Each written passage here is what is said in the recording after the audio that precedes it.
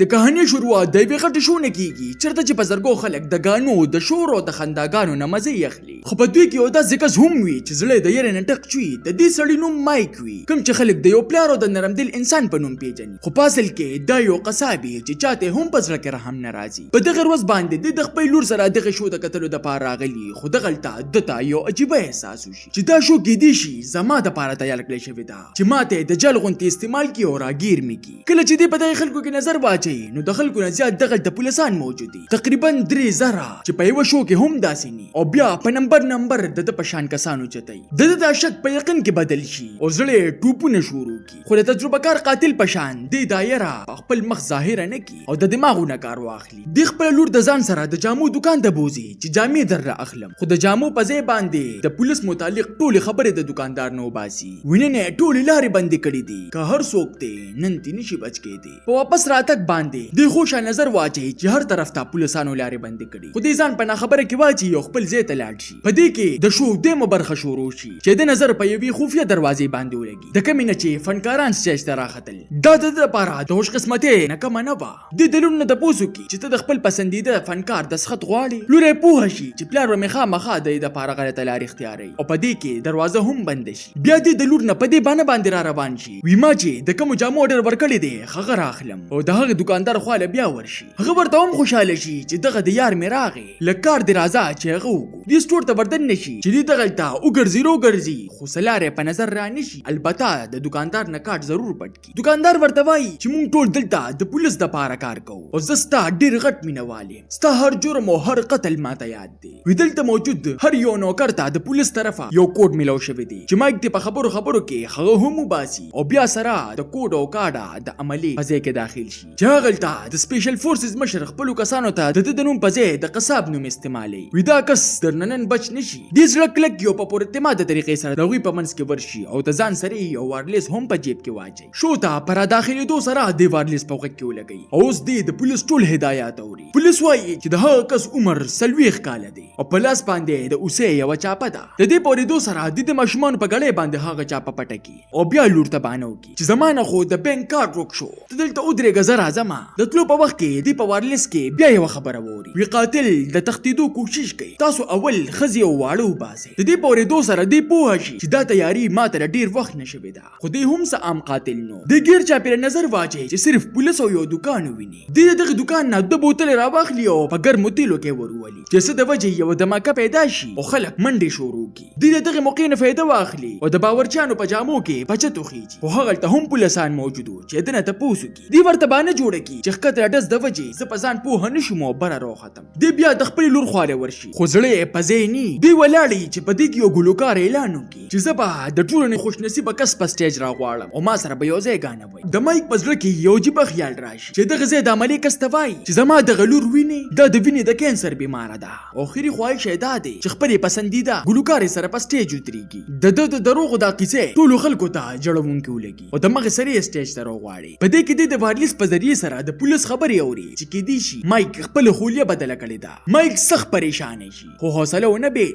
هغه بار د ګلوکار انتظار کوي چې پراتک سره ورته دی غلی غونتی وای چې ګوره ته چې کم کس بچ کول غواړي هغه په اصل کې زما په قبضه کې دی یو بٹن به وهم او استاد روان دی به وزن کچریتا ما سره مرسته وکړه نو کې دي شي چې بچ هغه مجبور شي او نه غواړي چې زما د وجې سوک مړ شي او دوی د ځان سره را روان او په خپل گاډي کې کېني خو لې چې دا مشهور ګلوکار وا پولیس ولا هم لاس ورنکي بیا چې کله دوی کور ته ورسي نو لوري ورته د کور ستو کی خو په هنانتیا سره هغه هم رضا شي مایک سخت غوسي خو د لور د مخې مجبورې د بچي او خزه چې کله دو ویني نو د خوشاله نه ورته ټوپونه ووخي او مایک خبردار کی وی کسه چالاکی د هم وکړه نو دا کس د بچ کېدو خو سوال نه پیدا کیږي دی ټول یو ځای ناست یو غپې لګي او هغه ګلوکار بار د قصاب نوم اخلي چې د خپل وخت ډیر ظالم قاتل تیر شوی دی خو دې ملکی مایک له غوسه ورشي او ورته وایي چې پتا نه وخت شو خو لورې پکې بل فرمایش شروع باسي چې راځه ما د خپل مشهور غانو غغبا مایک د دینه موبایل واخلي وی چې سحرکتونه کی خو چې کله دا غانه شروع کی نو مایک ته خپل موبایل کې ریکارډینګ کوي چې هغه تراخ کې وی تصویر پکې وباسو او بیا وسلخانه ته بمنډه لاړ شي چرته چې دا هغه اغواشه به هلک سره خبرې کوي چې هغه ورته په جړه کې وای چې زه په یوې کمره کې قید یم چې دا هغه د کور گیټ شین دی او دا کمره هم ګډه وډه ده دا فورن لایو شروع کی او دغه ټولې خبرې په نیټ ورک کی او په تیزه سره دا په ټوله دنیا کې خوريش بیا دا کیمرا ځان ترا واړي چې دی هر څه د شاته د قصاب مایک لاس دی په دې کې مایک ورپسې ورکولو کی وی دا تا چې ما سره کوم لوب وکړه دا وګوره دا غي انجام اوس راځه چې تا یو محفوظ ځای ته بوزم وسنګ چې دی د ګیراج دروازه کولو کی نو دا غ ټول خاندان دا غي مخه ته ولاړي او ولې چې مایک د خپل خاندان په مخ کې هیڅ قسمه څه جرم کول نه غواړي دی هغه جنې پریک دی او په اخري ځل تی رخصت را واخلي او پزان پسې د کور ټول ورونه بند کی په دې کې د سپیشل فورسز والا د کور پته ولګي او د ټول کور را چا پیر شي خو دنه د مایک د زړه نه د یری نو میسز وتلی هغه ته پته چې زما په کور کې یو پټه دروازه هم شته هغه د سټور نه ټول سامان را بار کیو پکې غیب شي او تر څو پورې چې پولیس د کور ته داخليږي هغه دغه ځای نه ځان وستلی بل طرف ته دغه ګلوکار پولیس رخصت کی چې په لګ مزل باندې ډرایور گاډي وتري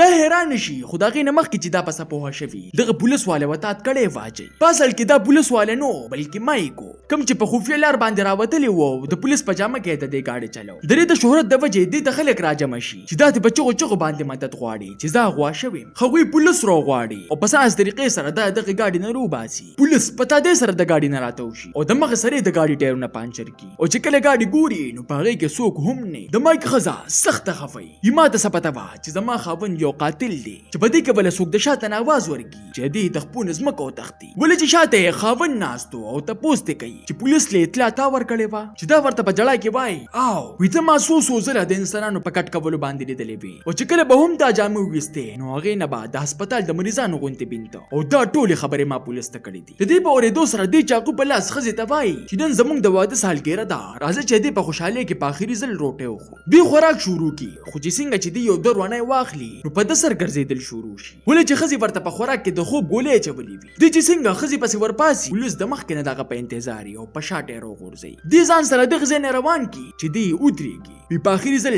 د لور سیکل ګورم دې سیکل ته یو منټ سار شو بیا یې خوې په گاډي کې کېنی خو دې دومره ماشوم نو پازل کې دغه سیکل سیخ وېستو چې هټکړې په کولو کړی شي آیا پولیس دغه په گرفتاره کې کامیاب شو یا دې بردین پس نور هم څه خطرناک سکی د دې ټولو خبرو جواب به مونږ ته په پارت 2 کې ملاويږي تاسو ته نه کہانی څنګه ولګیدا ما ته خپل قیمتي رائے په کمنټ کې ضرور راکې ملاوي ګوبا په یو نوې ویډیو سره